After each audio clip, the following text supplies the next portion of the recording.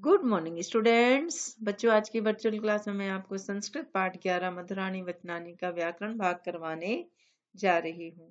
प्रत्ययः वे शब्दांश जो किसी धातु के बाद जुड़कर विशेषता प्रदान करते हैं प्रत्यय कहलाते हैं। एतानि वाक्यानि पठन्तु अवगच्छन्तु च। इन वाक्यों को पढ़ें और समझें।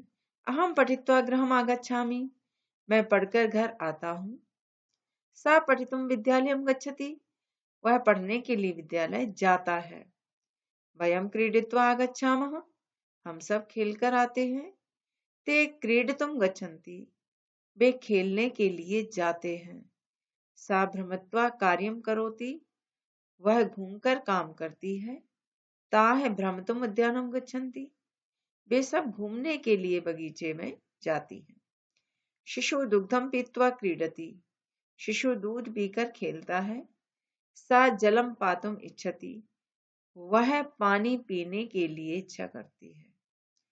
बालिकाएं धावित्वा क्रीडन्ति, लड़के दौड़कर खेलते हैं। बालिकाएं धावितुम तत्र गच्छन्ति, लड़कियां दौड़ने के लिए वहां जाती हैं। एतेषु वाक्येषु प्रथम वर्गस्य स्थूल पदेषु कत्वा प्रत्यय, द्वितीय वर्गस्य स्थूल पदेषु च तुमुन प्रत्यय अस्ति। इन जो वाक्य का प्रथम वर्ग है इसमें स्थूल पद में क्त्वा प्रत्यय लगा हुआ है और द्वितीय वर्ग में आपका तुमुन प्रत्यय लगा हुआ है, आया है। ध्यातव्यम, ध्यान देने योग्य। प्रत्ययस्य प्रयोगा धातु नाम व शब्दानाम अन्ते भवति, प्रत्यय का प्रयोग धातु व शब्दों के अंत में होता है। आगे अभ्यासः अधोलिखित धातुभिः सह क्त्वा तुमुन प्रत्ययो च योजयित्वा लिखन्तु। जो नीचे धातु लिखी गई हैं इनके साथ क्त्वा और तुमुन प्रत्यय जोड़ करके लिखना है। धातु जो आपकी है धातव है चल, चल में क्त्वा प्रत्यय और तुमुन प्रत्यय लगा करके चल से चलित्वा चलितुम। लेकिन इनका नियम है, इसमें जितने भी हमारी ये जो धातु यहाँ पर दी गई हैं चल, खाद, हस, पद, इन धातुओं में ई स्वर लगेगा। चल प्लस ई प्लस कत्वा तो मिलकर के बना चलित्वा। इसी तरह से चल प्लस ई प्लस तुमुन इक्वल टू चलितुम। तो कत्वा प्रत्यय का त्वा शेष रहता है और तुमुन प्रत्यय का तुम शेष रहता है। इसी तरह से खाद खादित्वा खादितुम, हस हसित्वा हसितुम, पत पतित्वा पतितुम। तो ये देखिए सभी में ई स्वर लगा हुआ है। चलित्वा खादित्वा हसित्वा पतित्वा, इसी तरह से चलितुम खादितुम हसितुम पतितुम।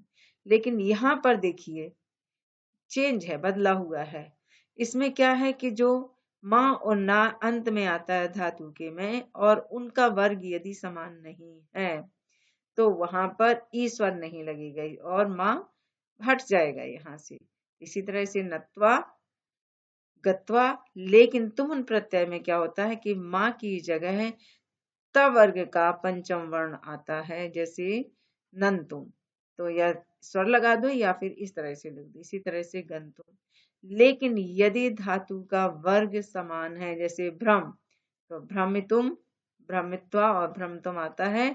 लेकिन इनमें इसी तरह से आएगा नत्वा नंतुम, गम गत्वा गंतुम। यदि भ्रम धातु है तो भ्रमित्वा भ्रमतुम, क्योंकि उनका वर्ग समान है। दृश्य, इसमें ये देखिए आपका शा तालव्य आया हुआ है तो इसकी जगह मूर्धन्य शा आएगा नियम के अनुसार, और मूर्धन्य शा के साथ आपका जो ता है वो टा बन जाएगा।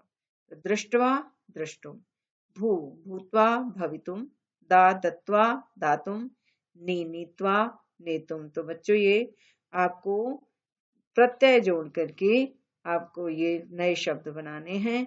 यही आपका गृह कार्य है। धन्यवाद।